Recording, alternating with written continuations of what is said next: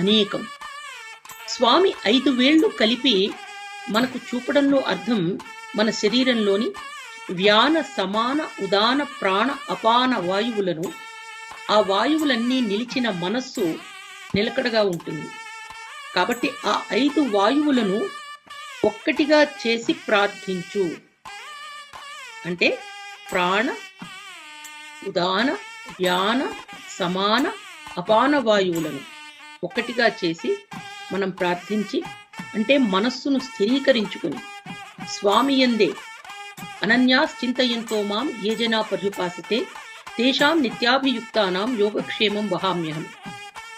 ఎటువంటి ఇతర చింతలు లేకుండా సమస్తమైనటువంటి ఆ పంచవాయువులను మనం ఒకటిగా చేసుకుని స్వామి యందు మన మనస్సును కేంద్రీకరించుకుని ఆర్తితో గోవిందా గోవిందా ఆపద్